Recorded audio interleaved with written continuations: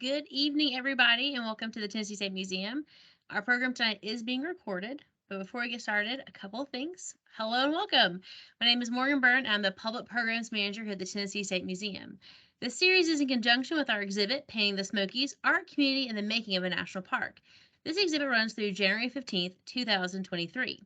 The Great Smoky Mountain National Park has been a feature in the area since 1940, but its history dates back much further than that. Tonight we welcome archivist and librarian Mike Aday. He will discuss how the archives collects, preserves, and uses artifacts to tell the story of not only the park, but the history that predates it. We will have a question and answer at the end of the presentation, so please write any questions you have in the chat box. So please help me welcome Mike Aday tonight. Thank you. As Morgan said, my name is Mike Aday, and I am the librarian archivist at Great Smoky Mountains National Park.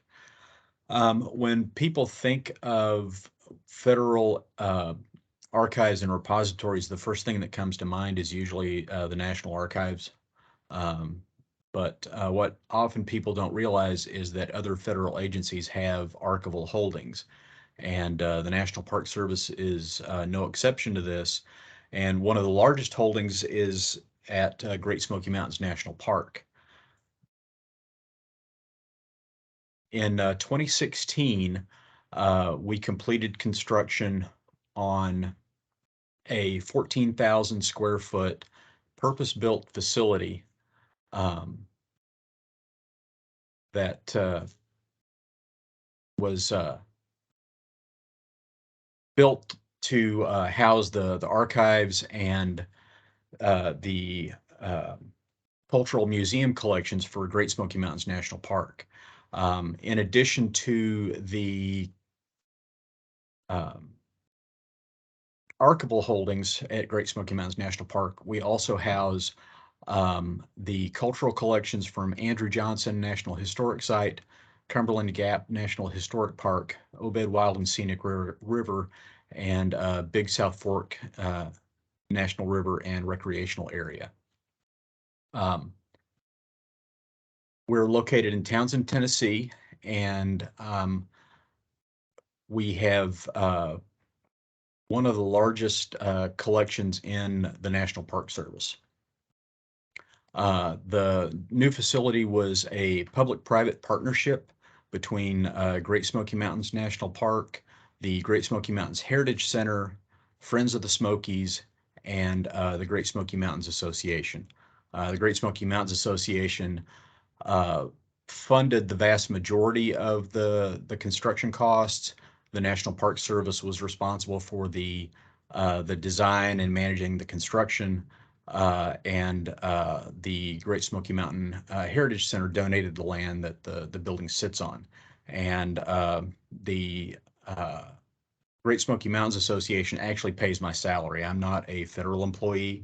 I am employed by one of our partner groups, and I report to the National Park Service. It's kind of an unusual situation. There are only about 8 or 10 other positions like this in the National Park Service.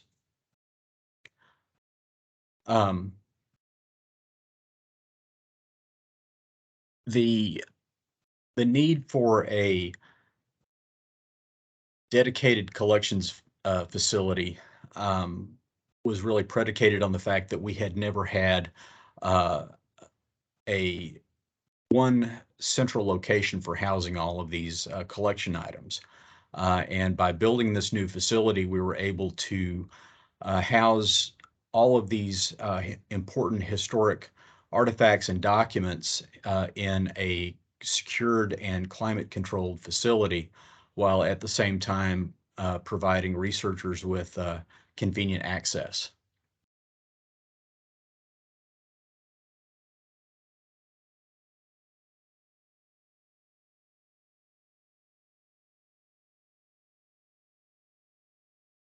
Previous to the location that we currently occupy, the museum collections had been dispersed really throughout Eastern Tennessee and Western North Carolina.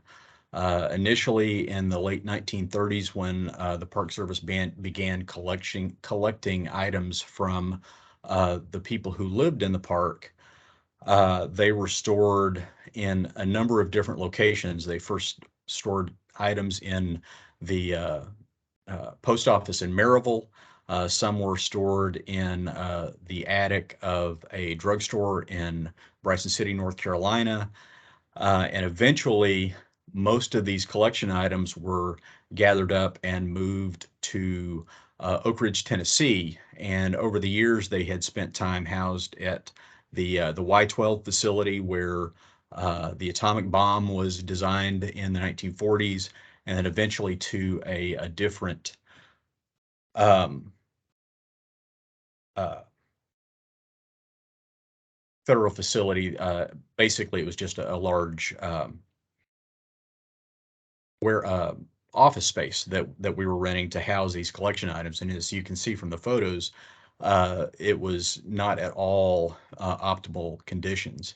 Um, we didn't have any access control. We couldn't access the collections without, a 3-hour round trip drive from Gatlinburg. And it was just really the worst possible conditions to house anything. And now we have purpose-built facility. It's secured. The only people who have access to it are myself and the museum curator, and it's really uh, the best possible solution for housing these artifacts long term.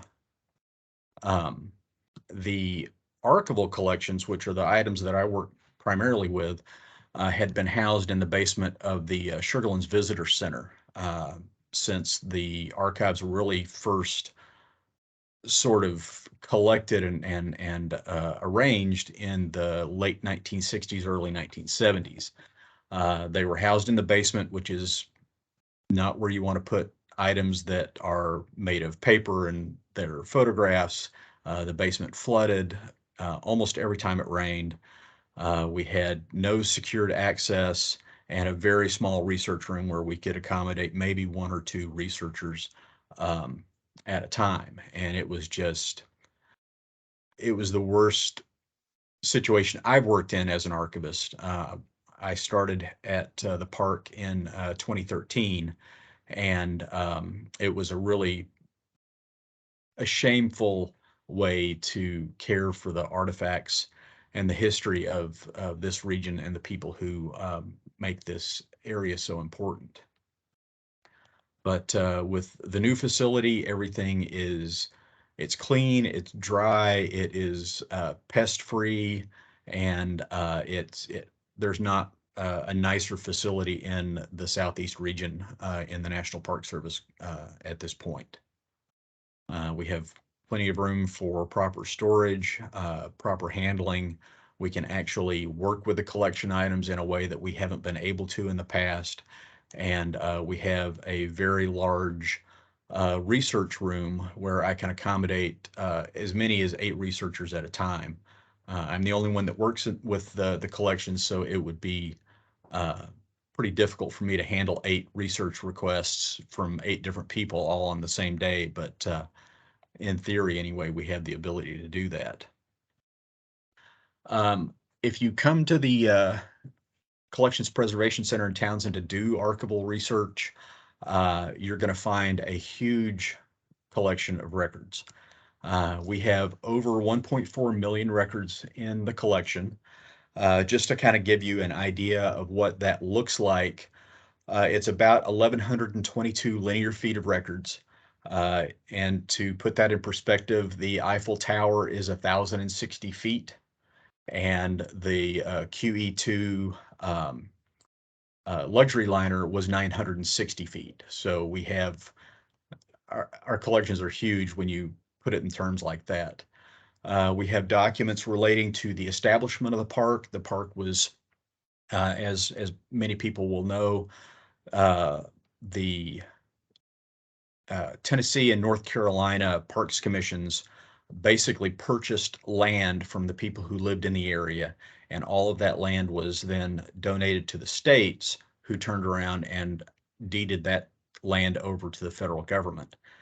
And in order to make sure that the the state agencies were dealing with the proper owners of the property, every bit of land in the park had to be traced back in terms of its ownership all the way to the original land grants that were issued in the at the end of the American Revolution and the War of 1812. So we have this huge collection of records relating to the history of land ownership in the area, and that ends up being a mass of genealogical information. And probably about 70% of my research requests are related to genealogy in the park.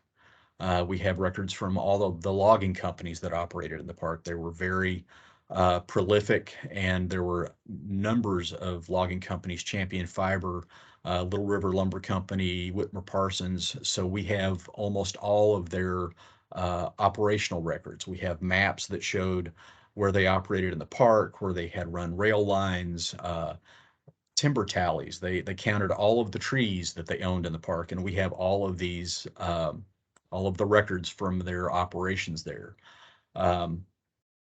We also obviously have the uh, federal records that the National Park Service itself has generated from the very beginning. Our records span um, all the way up to 2016 with the construction records for the building that we house, that we work in now. And we have a complete record of the management decisions that have been made since the park's establishment. So anyone who wants to come in and study how the natural resources, for example, have been managed, they have a huge selection of records to choose from in that regard. We have cemetery records. We have records from the Civilian Conservation Corps. It's really a much bigger and deeper selection of historic documents than most people realize we would have. Our oldest record dates back to 1780, and it was signed by John Sevier, who would go on to become the president of the state of Franklin, the first governor of the state of Tennessee, and this is a court order sale of property from 1780 during the American Revolution. I mentioned that he was the president of the state of Franklin. We have one record from the state of Franklin, which, if you know anything about the history of Tennessee, that was a very brief, fascinating moment in history, and for whatever reason, we have a document from that era. Um, we have a lot of records that you might not think about. I've discovered recently the 1967 staff memo that where the superintendent is discussing the need to integrate National Park Service staff at Great Smoky Mountains. And that didn't happen until 1967, but just we have some really important documents related to the history of the park. And in my opinion, this is one of the most important ones that we have. We have records on a number of search and rescue activities that occurred in the park. The sad case of Dennis Martin is probably the most well-known one. Though Dennis was never found, the lessons learned during that search operation have fundamentally changed the way the Park Service conducts search and rescue operations, and those changes have impacted local, state, and federal agencies and how they conduct search and rescue operations to this day. We also have a huge collection of historic photographs. Um, uh, we've got over 35,000 images in our historic photo collection. And they range from early settlers or early residents of the park, historic structures, ranger activities. We have a huge collection of natural history photographs, photos of logging in the park, and a huge visual history of mountain culture. Um, the Smoky Mountain Hiking Club has one of the has a very large collection. We have some amazing photos of people uh, hiking in the park before the park was ever even established. When hiking and camping were sort of in their infancy, you might say. And the Smoky Mountain Hiking Club was one of the first organized groups to hike in the park before there were even any trails in the park. These people were coming in, and they were hiking in areas that uh, most people today would never want to hike in because they're just simply are some of the most rugged areas in the park. Um, we have photos of the construction of Mission 66 facilities in the park, maintenance photographs of just about every structure that has existed in the park. Um,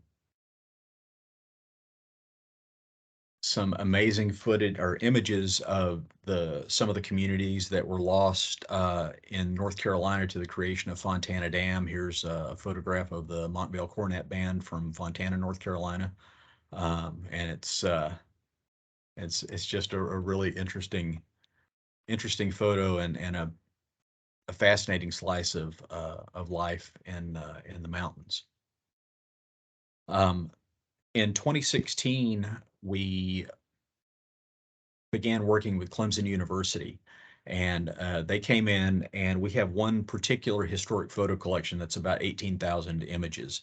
And Clemson took 14,000 of those images, digitized them, and put them online. And they're now available at openparksnetwork.org. We share space on that site with about 25 other national park units, as well as the South Carolina State Park group. And we've got 14,000 images. They're all 300 DPI JPEGs, good quality scans, fairly high resolution. They are all pretty well identified with all of the pertinent metadata. They can be downloaded and used for presentations, publications. If there was an image that you saw that you wanted to print and hang it on your wall, you're absolutely more than welcome to do that. Um, we also have worked with Western Carolina University. They have come in over the years and collected items primarily related to the history of Western North Carolina, and digitized not just photographs, but historic documents, maps, plans, drawings, and things like that. And those are all housed on the Western Carolina University's website. They can be downloaded as well, but they are watermarked. So if anyone wanted to use an unwatermarked image for whatever presentation or publication, they would need to contact me to get a copy of the unwatermarked image. But again, they're all available for public use. Um, in 2019, the descendants of Carlos Campbell, he was a founding member of the Smoky Mountain Hiking Club. He was a one of the early secretaries for the Great Smoky Mountain Conservation Association. He was a member of the Knoxville Chamber of Commerce, and he was also a prolific uh, amateur photographer. And many of the images that we have in the Smoky Mountain Hiking Club collection came from Carlos Campbell, but his uh, his descendants donated 3,500 images to us, medium format negatives as well as prints, in addition to things like his cameras. He wrote several books, a book on wildflowers, I think the first wildflower book that was published about the Smokies, as well as a history of the national park movement. And so very generously donated all of these things to us. And Western Carolina came in 2021, and they took all of the negatives and they took them back to campus, and they've all been digitized. And at some point, either later this year, more likely sometime next summer, they're going to put a selection of these images on the Hunter Library website. And again, these are just some amazing images from about 1934 to 1937. Um, he documented a solo trip that Eleanor Roosevelt made to the Smokies in 1936. Um, this is an interesting photograph that of a sign that was put up in Cades Cove in 1928 by people who were opposed to the inclusion of Cades Cove in the national park. And you may not be able to read it from this image, but it says, Colonel Chapman, you and host are notify, let the Cove people alone. Get out, get gone, 40-mile limit. The 40-mile limit is the distance between Cades Cove and Knoxville. And basically, they were telling Colonel Chapman, who was president of the Great Smoky Mountain Conservation Association, not to come within 40 miles of Cades Cove. And he took one of a unique photo of all five of the Walker sisters together. We don't see that many images of all of them um, together. And of course, for those who don't know, the Walker sisters were five single sisters who lived together in Little Greenbrier. And they were successfully able to sue the park and they basically forced the park to allow them to remain living in their ancestral home until the last sister died in the 1960s. And this is one of only a handful of photos of all five of them that I've ever seen. In addition to the photograph collection, we have a large oral history collection as well. We've got about 350 hours of oral histories. Our oral history program goes all the way back to the late 1930s, and it really continues today. There are still people in the resource ed division that do oral histories on a very regular basis. We have transcriptions, analog copies, and we also have digital copies. We have the Joseph Hall, who worked for the Civilian Conservation Corps, came down here for the Library of Congress to record um, traditional Appalachian folk music as well as Appalachian dialect. And we have copies of all of his recordings and his notes.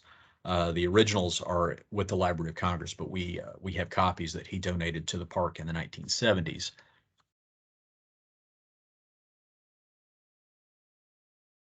We also have oral histories that were conducted with people who lived in the park at the time of the park's establishment. They talked about what it was like to live in the area, how the park changed their lives, all of the different day-to-day minutia that everyone finds so fascinating. We have oral histories with dozens of these people. We have oral histories that were conducted with Civilian Conservation Corps enrollees on the 50th anniversary of the program. North Carolina Decoration Day Oral History Project, which is a very large oral history collection, as well as oral histories that were conducted by University of Tennessee, the University of Kentucky, and oral histories that were conducted for various projects in the park. In 2015, we took all of our analog copies and turned them over to a company in Atlanta. And it took just about a year, but they were able to convert all of them to digital recordings. And so we now have all of these recordings available in digital format. You can come to the Collections Preservation Center and listen to them on site. I can put them on a thumb drive or a DVD and drop them in the mail to people. We also have about 98% of our oral histories have been transcribed, so I have paper transcripts for all these, many of which I have scanned recently. So those can also be shared very easily with people.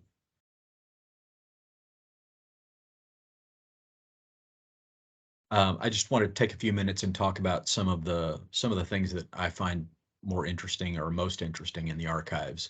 Um, in 2017, the descendants of Elijah Oliver is the direct descendant of one of the first white European settlers in Cades Cove. Um, in 2017, they contacted the park about donating a, uh, a leather wallet that had belonged to Elijah Oliver. And it wasn't just a leather wallet that you think of today. This was a large, almost small pocket-sized briefcase. And when we got it, it was stuffed full of about 167 individual pieces of paper. Each one of these pieces of paper had been folded up, placed in the wallet. The earliest piece of paper dated from about 1850, and the most recent one was from about 1915. And basically, what we had here was a huge treasure trove of information that spanned 60 plus years of Oliver history in Cades Cove. Uh, but I didn't really know what we had until I went through a very lengthy process of cleaning each individual piece of paper, all of the little bits of pocket grit and dust had to be dusted out of them. And because they had been folded up in this wallet for so many years, they couldn't be easily unfolded without fear of damaging them. So what I had to do was create a humidification chamber. So I took a sealable plastic tote, a rubber coated wire framed holder, and a piece of muslin. And I would dampen the muslin, put it in the bottom of the container, and then put little bits of paper on the wire frame, seal it up, and come back every 15 or 20 minutes and monitor how much moisture the paper had absorbed. And once the paper fibers had relaxed enough, I was able to sandwich them in between sheets of blotter paper, put weights on them, and then flatten them out. And once I did that, which took about 3 months, I did almost nothing else for 6 hours a day for 3 months. We had this amazing section of information about the history of life in Cades Cove. We found out so many things that we didn't know before about Elijah Oliver. He was a very well respected individual in his community. Um, he was trusted by his neighbors. We found receipts for the payment of his neighbors' taxes. So his neighbors would give him their money, and he would go to the county seat in Maryville and pay their taxes for them. He was also very involved in the administration of the school system in Cades Cove. He was on the what I guess passed for the school board at the time. He authorized payment for the school teachers to the county. Um, and one of the really interesting things we found is a number of records dating from the Civil War. Um, the Eastern Tennessee was, for much of the war, was actually under the jurisdiction of the Union Army. And in order for people like Elijah Oliver to go out of Cades Cove to conduct business, whether it was to go to Maryville to pay their taxes or to go to um, Knoxville to buy supplies, they had to get a pass from the provost marshal in Knoxville. And we have 4 or 5 passes that had been issued by the provost marshal to Elijah Oliver. Uh, and in order for him to get those, he had to prove that he was not a threat and was not in league with the Confederates. So we know from the history of the area that Cades Cove was primarily pro-Union, and we know now that Elijah Oliver was pro-Union. After the Civil War, in order to vote, you had to be able to swear that you had not been a supporter of the Confederacy. And we have 3 or 4 of these voter attestation forms that had been issued to Elijah Oliver. Um, so it was just a fascinating bit of history that we didn't know existed before. And frankly, if we hadn't had this wonderful new facility to work in, it would have been much more difficult to conserve and preserve these records in the way that I was able to. As a matter of fact, when I finished this project, we brought the family members back in, showed them what we were able to do, and they came back about a year later and donated a bed that Elijah Oliver had used when he lived in Cades Cove. It was the bed that he slept in, um, and it's these wonderful connections that we can make with the community that make this job so fulfilling so much of the time. We also have a collection of information relating to the Eastern Band of Cherokee Indians. What I'm displaying here is a letter written by Wilnota, who was the brother of Yanaguska, and uh, the letter basically talks about Yanaguska's life and his death, and it retells the holy visions that he had that helped guide his leadership of the Eastern Band of Cherokee Indians. And for those who may not know, the Eastern Band of Cherokee Indians were able to successfully evade the will of the government to move to Oklahoma Territory during the Indian removal, and they have been able to occupy their ancestral lands to this day, due in large part to the fact that they had an ally, a white ally named William Holland Thomas, who acted as their agent and their legal representative with the federal government. And it was William Holland Thomas's daughter-in-law who actually donated this collection of um, correspondence from him with the tribe, receipts for purchase of land, as well as uh, the ceremonial pipe and stone axe that belonged to Yanaguska, who was the leader of the Eastern Band of Cherokee until his death in the 1840s.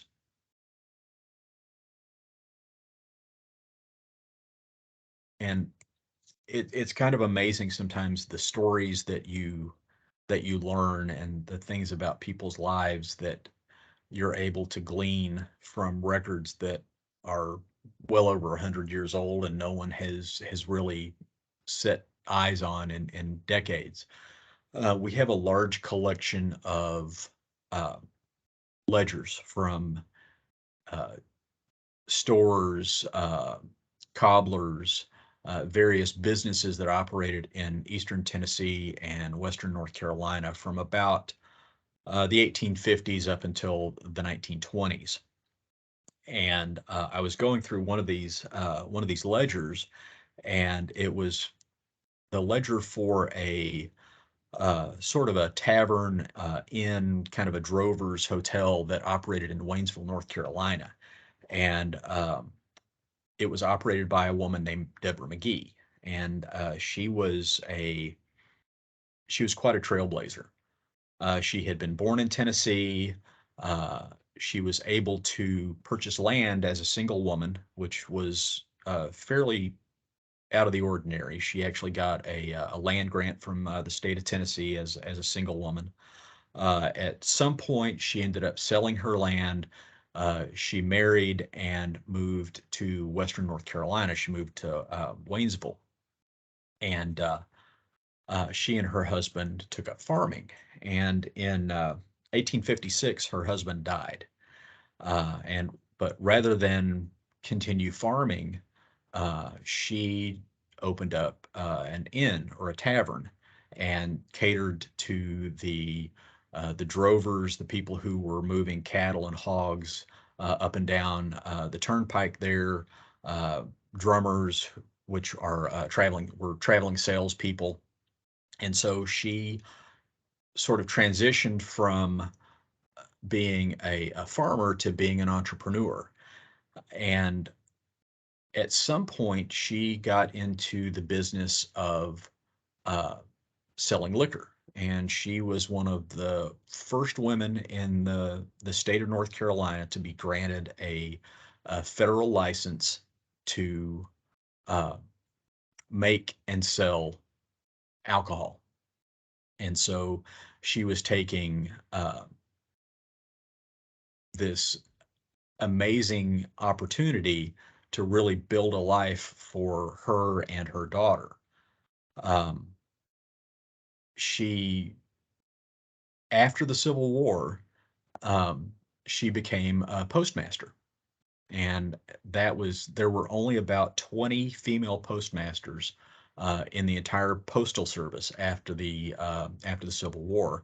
And it was an opportunity for women especially, because in order to be a postmaster, which is a federal position, you had to be able to prove to the federal government again that you had not been a supporter of the Confederacy, you had not been uh, active in the military, you hadn't held position in the Confederate government, and she seized on that opportunity to carve another notch in her belt in terms of the amazing things that she was able to do.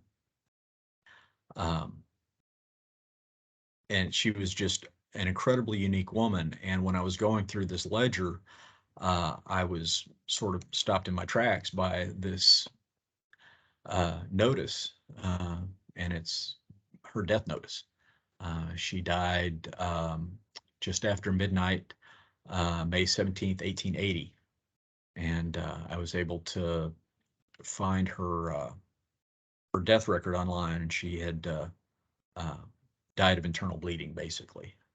And it was very sad to find this, but it's it just amazes me sometimes the information that you can put together from something as almost mundane as a store ledger.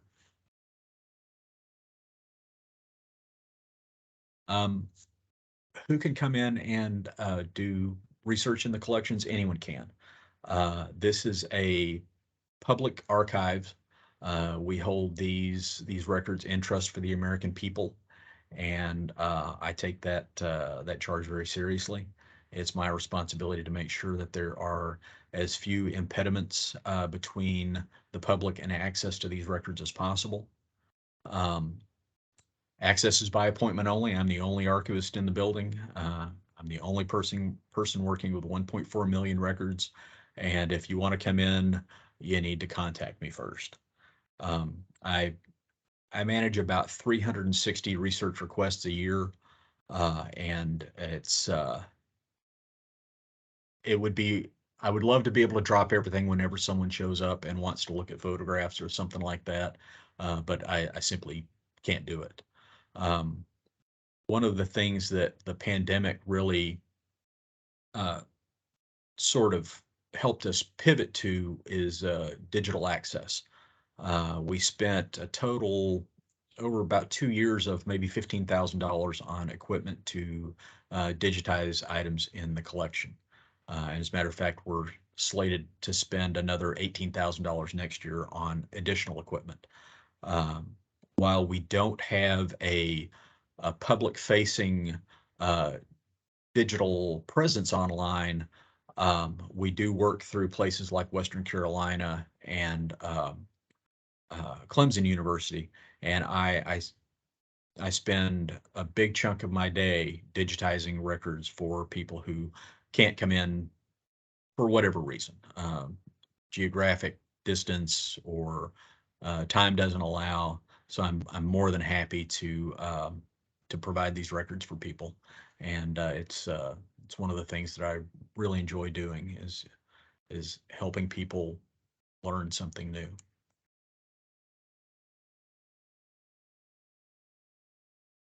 Any questions?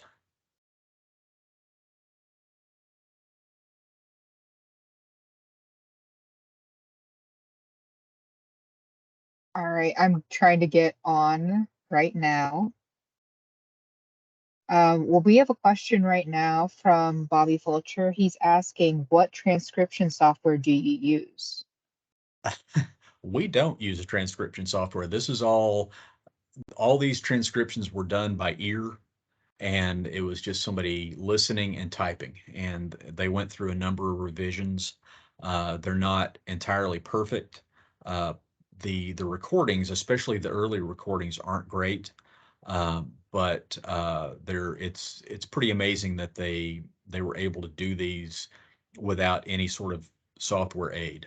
I know that when Resource Ed Rangers are doing transcriptions now, there's a couple of different programs that they use. I couldn't tell you what they are. I'm not that familiar with them.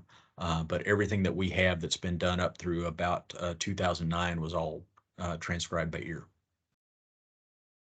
That's a lot of work. I've had to do that before. It's 8 hours of transcription work for every 1 hour of recorded conversation. Yeah. Also, hi, Bobby. Thanks for coming in. I did have a question. Is there any room for community donations to the collections, like the current community? Yeah, there is. We we get donations on a very regular basis. 2 or 3 times a year, somebody will contact us about donating. Sometimes it's photographs, postcards, things like that, things that we might not necessarily be super excited about. We have a huge postcard collection, for example, and I think we probably have an example of every postcard that has ever been published about the Smokies. But for example, we had someone who spent years doing research on their family history, and he actually ended up publishing 3 books about it. And when he died, in his will, he left us all of his research materials, copyright to all of his books, and his estate, which ended up being about $50,000. Wow. So that's sort of at the higher end of community donations, and then the Carlos Campbell family donating 3,500 of his photographs. So yeah, we get donations on a regular basis. We have a collections policy that sort of guides what we can accept into the collections. And if it falls within those guidelines, we'll take a very hard look. And I'm usually very pro donations to the archives. As people get older and as our generations sort of progress, these kind of things are going to become less and less common. So I feel like it's important to grab them when they're made available to us. Yeah. We have another question. Are there any plans to have a standalone website presence? I would love that, but we have to operate under the guidelines of the Department of the Interior. And there's right now, I can tell you there's absolutely no plans that I'm aware of anyway, uh, to provide the parks with a digital presence. That's why it's so important for us to work with partners like Clemson and Western Carolina, because right now that's really the only way for us to have any type of online presence. Um, so you mentioned the story of the missing boy, Dennis Martin. What is that story? I've never heard it. Dennis Martin disappeared around Father's Day I've forgotten the year now. It's sometime in the early 1960s. And they were hiking in Cades Cove up on one of the balds. And Dennis and one of his cousins decided to play a prank on the adults who were hiking behind them. So they went on either side of the trail, hid in the bushes, and no one ever saw Dennis again. Oh my gosh. Yeah, it was tragic. And if you've ever been up, I want to say it was Andrews Bald or Gregory's Bald. I can't recall right now, but it's an extremely rugged area. It's very rugged, very easy to get 2 feet off the trail and completely disappear. And the Park Service had never really had this type of disappearance before, so they brought in members of the National Guard, Boy Scout troops, volunteers from the community, helicopters, dogs.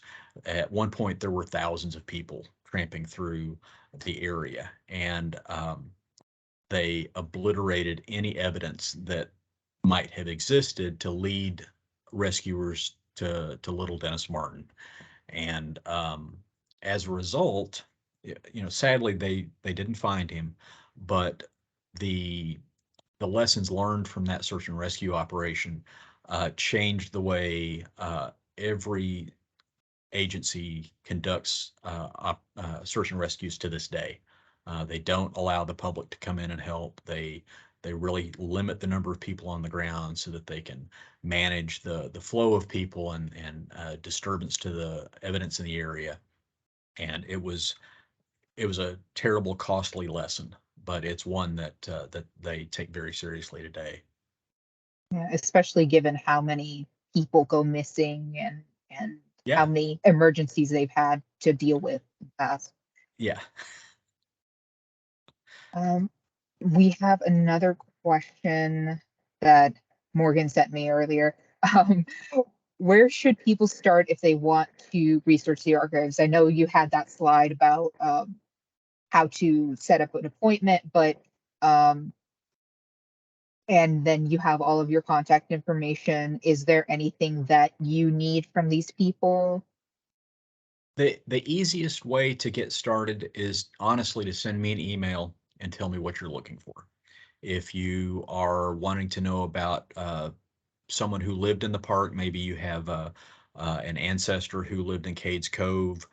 I'm going to need information like their name, who they were married to, which area of the park they might have lived in, when.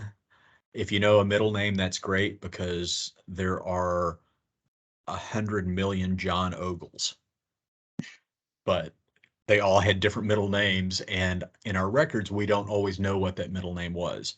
So the as much detailed information as you can give me as possible will make things easier. And of course, if I have any questions, um, I always ask. I get as much detailed information as I can. That's just on the genealogical side. If somebody wanted to know about the history of Little River Lumber Company, they could contact me, and I can send them more information than they can read in a month. I'm sure that for our Painting the Smokies exhibit, our curators reached out to you and they got more than they were willing to It's bargain with. it's nice to be able to overwhelm people with information. We have another question from Lauren Whaley. Do you have maps or oral histories concerning the Greenbrier area near Gatlinburg? Yes, yeah. As a matter of fact, we do. I mean, there isn't an area in the park that isn't documented to some degree or other. Some degrees are much greater than others. We've got a lot on Greenbrier. We have a lot of photographs. If you go to the Open Parks Network website, it's openparksnetwork.org. You can see hundreds of photographs of the Greenbrier area. But we have maps and we have oral histories with people who lived there. Uh, I just saw that. I'll let you read the question and then I'll talk about it. so Bobby asked, would you describe the CCC artwork? The CCC artwork is one of the most amazing things that we have in the collection. Um, for those who don't know, the Civilian Conservation Corps, they brought in professional artists in the mid 1930s, and they would send them out to all of these different national park units. And the idea was that these artists, and they were all professionally trained, artists who basically needed a helping hand, just like anyone else in the Civilian Conservation Corps did. And the idea was that they would document all of these different national parks through different types of art, whether it was murals, sculptures, paintings, drawings, and all of this artwork was going to be sent back to Washington and eventually distributed to public buildings throughout the United States. So some of it would be displayed in post offices and some of it would be displayed in libraries. Well, that never happened. World War II came along and the whole project was shelved, and unfortunately, almost all of the artwork was destroyed. Come to find out, the Smokies has probably the largest existing collection of CCC artwork anywhere in the country. And what happened was we had two young men, Irving Fromer and Howard Chapin, I believe is the other gentleman. And they came in and they spent months doing pen and ink sketches and pencil drawings of all of these different natural and cultural resources in the park. So, Alum Cave and rock walls, different wildflowers and animals and things like that. And the idea behind that artwork was, since this park was so new and didn't have any interpretive materials yet, all of this artwork would go into the design for interpretive materials, brochures and advertising for the park and things like that. That never happened, again because of the war. The interpretive program was put on hold and wasn't picked back up again until the late 1940s. But we still have all of that art. As a matter of fact, Western Carolina digitized all of it, and if you go to their website, it's all available online. I think that whenever they're coming up with new interpretation materials, they should use that old stuff because I'm sure it's amazing. They should. It really, I mean, these young men were just fantastic artists, and they were fascinating people in their own right. I bet. And I've seen a lot of that CCC artwork in different locations, and it's always just amazing. Yeah. Um, so we have another question. Is there any recordings of fiddling or film of Barefoot Jerry Effler? Not that I'm aware of. The most of the recordings were made by Joseph Hall, so they're available on the Library of Congress website. Actually, it would be much easier for you to go to that website and try to find their information, or you can email me, and when I get back in the office tomorrow, I can check and see. But it's not a name that rings a bell. Also, I want to give a shout out to you for the work you did with the Elijah Oliver ephemera because that is amazing. I was astounded that you did 3 months work trying to get all that. It sounds very fiddly. It sounds like you spent a lot of time getting that right. It's one of those things that you almost never get to do that kind of thing in my position. I'm a trained archivist. I have a master's degree in history. I'm professional. I know what I'm doing, but because I work by myself and I have so many other things that I have to do, these kind of projects almost never come along. And so when that did come along, I dropped everything else I was working on and concentrated on that for 3 months, and it was just amazing. I really, really enjoyed doing it, and I'm kind of looking forward to the next big project that comes in like that. I'm sure some family there somewhere has another big project like that. It has to be around the corner. They're out there somewhere. Yeah. So I think if there are any more questions, please send them our way. There's one more. Do you ever have assistant volunteers or interns? We have, in the past, we've had interns. That's sort of, our intern program really kind of depends on the availability of housing. and there's not a lot of in-park housing available right now for interns. So that's sort of in limbo. We do have occasional volunteers. Um, Volunteers need to have a very specific skill set in order to be able to work with the collections, and it's not often that we find people like that. The Carlos Campbell photo collection that I referenced, the 3,500 images and negatives, um, when that came in, I actually ran across a volunteer who'd worked on projects like that before, and brought her in 32 hours a week for 3 months, and she basically rehoused that whole collection, put everything in envelopes, labeled everything, created spreadsheets for all this stuff. And it was great because she'd been doing this work before at other national parks. That's a pretty rare skill set for us to run across. So yes and no. Yeah. I'm sure given the importance of the collection, you have to get some specific, those people with specific backgrounds. Yeah. All right. I think that's it for questions. Thank you Okay. so much, Mike.